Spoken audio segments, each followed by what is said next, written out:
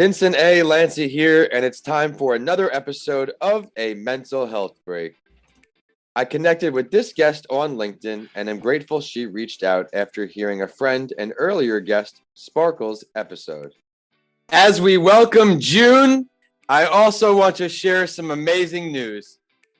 Over the past month, I have been searching for the right sponsor to partner up with, one that makes sense for this show, and I am excited to announce that Tampa Counseling and Wellness will be bringing you each episode from June, July, and the month of August. They are dedicated to helping individuals looking to positively transform their lives through compassionate counseling and wellness coaching. If you struggle with depression, anxiety, or other mental health issues, call them today for a free consultation. Tampa Counseling and Wellness, therapy that inspires change. You could find their phone number and website in the episode description. And for those of you new to the show, each week on this platform, I have the opportunity to interview a new mental health advocate or professional from across the country and around the globe to share their story relating to mental health. Everyone deserves to be validated, contribute, and have opportunities to succeed. This week's guest is a disability navigator, mental health mentor, Air Force veteran, and Mayhem live streamer. I've actually had the opportunity to be a guest on one of her live streams, and you can check out that show on my website in the feature section or at her site, and you'll find that at the end of the episode. She supports breaking stigmas, accessibility, diversification, and inclusion in our communities.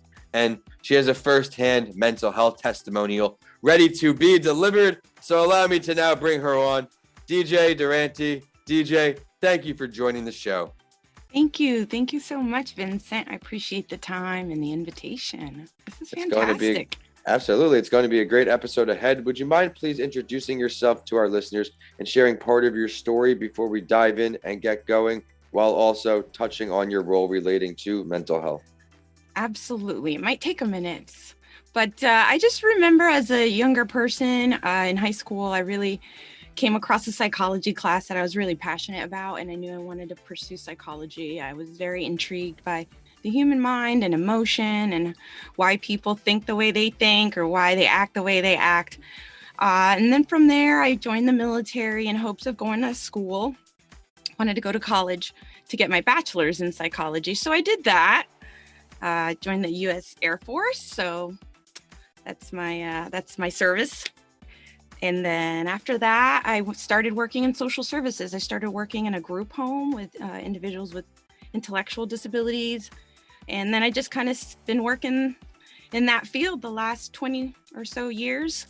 It's been wonderful just working with all different kinds of mental health populations, people, from very vulnerable populations that need services, need assistance, have the most barriers when it comes to being able to access services and access support and access what they need to continue to move forward and have a better quality of life. So that's a little bit of just my professional background. I also have my own mental health issues, of course, that I have to overcome, I think like everyone else. So, and it's something that I'm proud of. I love to advocate for mental health. It's something that I've always been passionate about.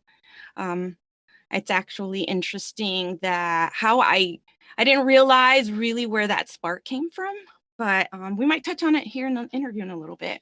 I think we definitely will. And thank you for your honesty and your courage to come on this platform and share your story. You mentioned military.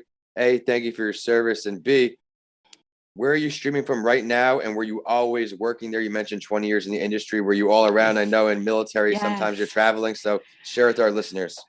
Well, I served 4 years in the Air Force. Then after that, I spent most of my 20 years just social services working with community. So I served my country and now I serve my community. Love to serve my individuals. It's just been a great passion of mine to serve people. Where are you streaming from today? I'm in Florida. Were you always in Florida while you were working? Yes, for the most part, yeah, I'm a Floridian and this is my community. Well, I look forward to seeing a fellow Floridian add some value to my listeners and give them some tips to improve their Yeah. mental health. But many would agree that the more commonly spoken about types of mental health disparities are mood disorders, schizophrenia disorders, anxiety disorders. Which areas did you experience the most personally? And then we could look at professionally after. Sure. So for me, I really come from an area of anxiety, high anxiety, and just really always feeling like overwhelming fear and anxiousness. I know that's kind of common. So, I'm not embarrassed to, why would I be embarrassed? I want to advocate for it. I want people to know it's okay. I've been through all kinds of, other things. And I mean, you don't know what you don't know, right? But you know that you've been through some stuff and you know that there's probably other people going through it too. Great And point right there. There's probably other people going through it. I could tell that you're passionate about getting your message out there, but please continue. oh no, absolutely. And I just think like mood disorders are very common, like the emotional, the moods, I don't know so much about personality disorders. I think that that's a little bit more out of my wheelhouse to talk about. But in my general work, Mhm. I've worked with people with cognitive or intellectual disabilities as well as mental health issues, right? Such as Mhm. depression, anxiety, bipolar, just other types of mental health diagnoses, as well as just there's all kinds of Mhm. definitions for disabilities. So not only mental health, but also like disabilities, which could be like medical disabilities that still, then can kind of get someone to that mental health state where they are depressed, right? And we know that those go hand in hand. Let's I put it think a that way. physical ailment can certainly lead to a negative mental health. I mean, you're in your head a lot more and things aren't going well. So it's natural to feel a little upset. But I do want to Hmm. touch on this while it's here. It's Hmm. okay to have a bad day. Everyone listening on, it's Oh okay to be yeah. sad. And there's deaths in the family, friends. There's bad things in life. You can get fired. But there's a difference between being depressed and having a bad day. So please continue to pay Absolutely. attention to this conversation because DeeJae is here to help. But looking back, I want to go a little timeline with you, DeeJae. When did you first decide that a career relating to mental health was the perfect choice for you? Oh, I knew that instantly when I was young. I've always been an empath, just very um, drawn to people and their spirits and their souls. I knew that that's where I belonged, was working with the general like people. Mm-hmm. When I joined the military, I worked on machinery. I worked on airplanes, and that there's just something that wasn't as fulfilling. So as Right. soon as I got out, I knew I wanted to go back to helping and working and assisting and serving people. So that's kind of like where I landed, and I've known all along. I haven't looked back. I've never had any doubt about what I do or what I love to do. It's just been just a natural calling for me to be available, to show compassion, to be able to offer any strength or light to someone who needs it. For me, I really believe that we're energetic beings. So my energy can help you, and your energy can help me. And it doesn't have to be from a medical model. I try not to work in the medical space. That can be very scientific, and I know that that's important. I'm not saying that pharmaceuticals and Right. medical treatments are not important, but for me and my approach when I work with individuals, it's always more like whole person, Mm-hmm. natural, focusing on the self, focusing on your strengths. I talk about strength-based approach, just knowing what you're good at, despite the mental disabilities Mm-hmm. or the mental health issues or the physical barriers or the environmental, social. So just focusing on yourself and knowing what's gonna make you better and give you strength to move forward. So I really enjoy working with those individuals to helping them find their strengths, helping them find their value, despite what's going on in here in the head, right? The stuff that kind of holds us down like a chain, a ball and chain. All around amazing answer. You mentioned something as well that you decided to do what you were passionate about. That's the career you went for.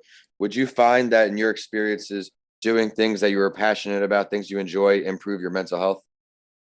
Absolutely. Absolutely. And I think that just goes right back to knowing who you are, being comfortable with who you are. And even though society puts stigmas and stereotypes and barriers in front of you, um, it's hard not to look at what's outside, but sometimes if you can just focus on what's inside, that's probably a safer space at this point. And that's unfortunate, right? So we're trying to create an external environmental safe space. And I think these conversations push that. So the more that we have these conversations and the more we have these open invitations for people to connect and say, hey, if this resonates with you, or if anything, please contact us. We don't want anyone to get lost. We don't want anyone to feel like they weren't valued or heard when they were going through that. We don't want, and I personally don't want anyone to feel like that they need to be judged based on that. If anything, I have more compassion. And that's something I always talk about personally on my show, is that compassion, expressing compassion. And another thing is acceptance. Like, not only do we have to have awareness, yeah, awareness is great, but we need to also encourage people for acceptance on these things. That's like the second piece. We always talk about awareness, but what about the acceptance? Such a rock star answer. I really appreciate your thoroughness and all of these responses.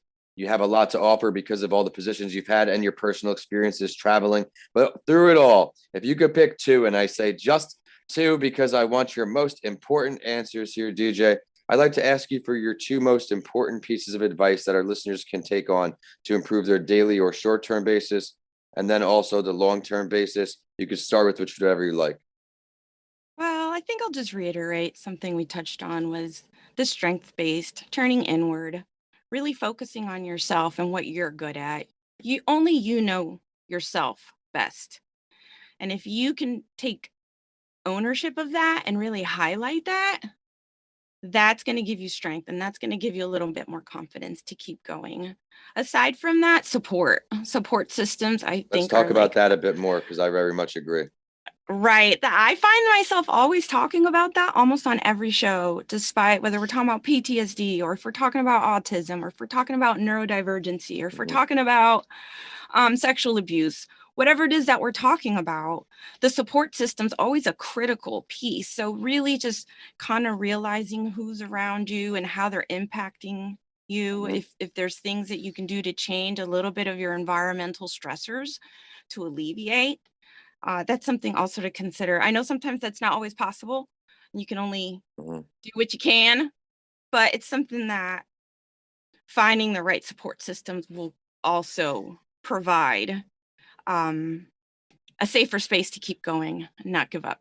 Absolutely. After my traumatic brain injury, I described it as my Tampa family, the support system that was with me right there. I couldn't have gotten better really at all without their help. Very much agree with that. But let's look into the future here. You've been talking about the podcast a little bit. What are some other things you're doing to raise awareness for the importance of mental health? Oh, that's a good one. Well, right now I'm newer to the entrepreneur space. I wouldn't say I'm a business owner yet, even though I'm kind of like tipping the line, but I do have some goals. I do have some ideas of what I would like to do moving forward. Nice. I don't like to think too long term, and I guess this is where my brain starts to split, and I have two roads I'd like to walk down with you. But for personally, I would love to continue to produce, to bring awareness to mental health, nonprofits, charities, fundraisers, for organizations that are actively providing treatment, actively providing research to this space, right? So if I could do that in the future, that would be fantastic. But the other thing I wanted to touch on was going back to the support systems, and that really is so important.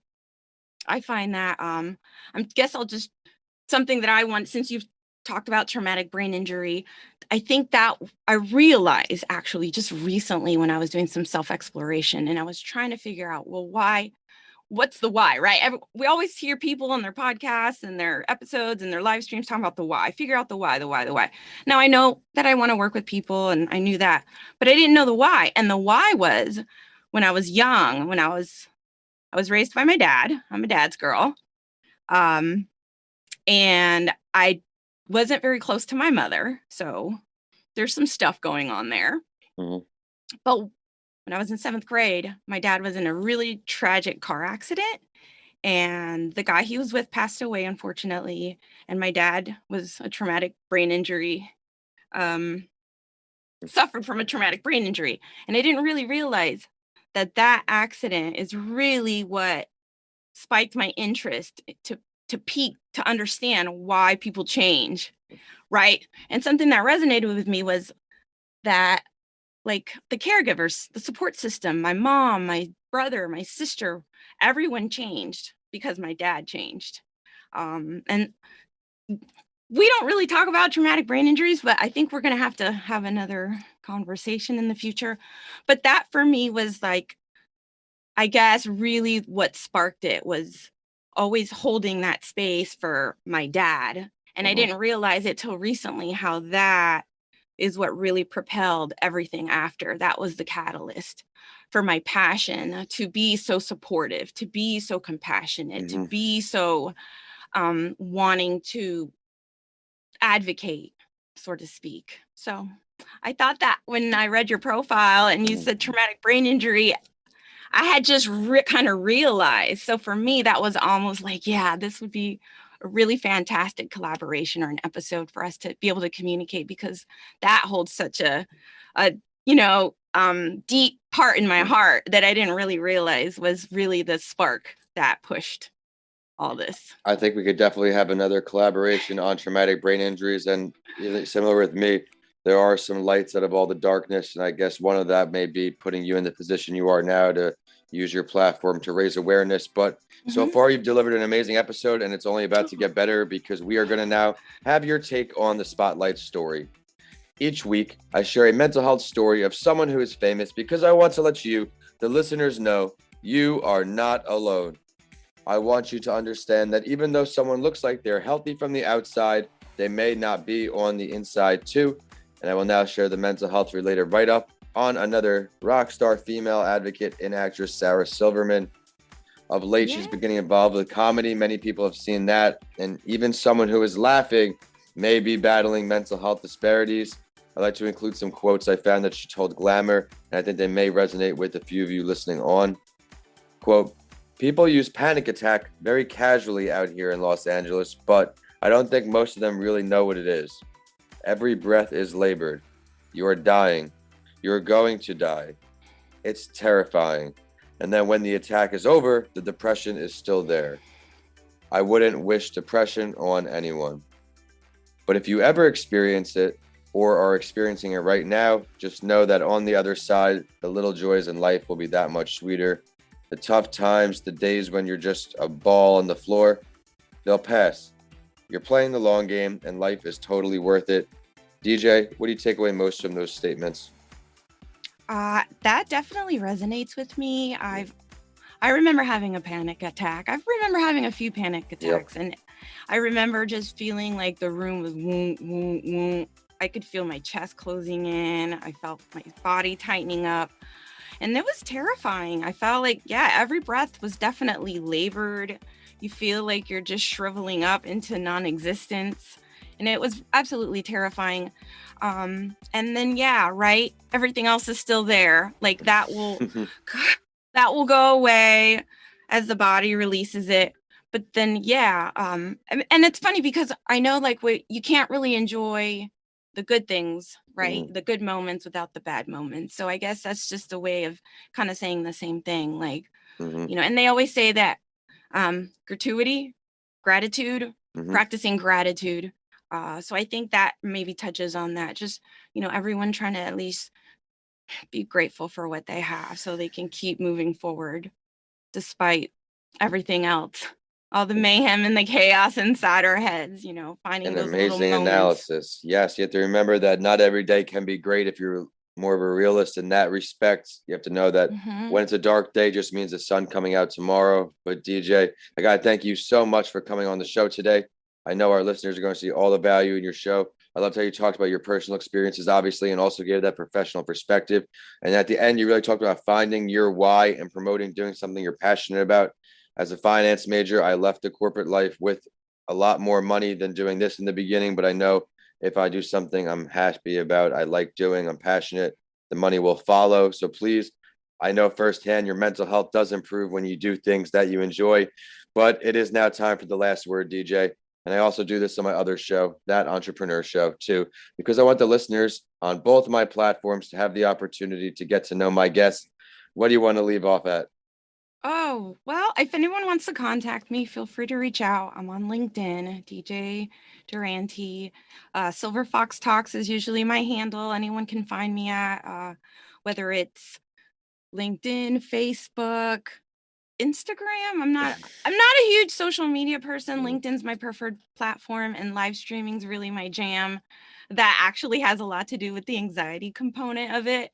Um, so I love to do the live stream on Mondays. I have YouTube. I would love anyone that can go and subscribe and support my YouTube channel, because that's really where all the shows stay, and that's really where I would like to continue to grow as I move forward in this journey, right? As we continue our advocacy journey and our awareness journey and our acceptance, getting people to accept all these amazing, positive parts of ourselves, and not the not so great parts. That's okay too, right? All parts. So again, that's important. But yeah, Silver Fox Talks is pretty much the easiest way to find me. Google it.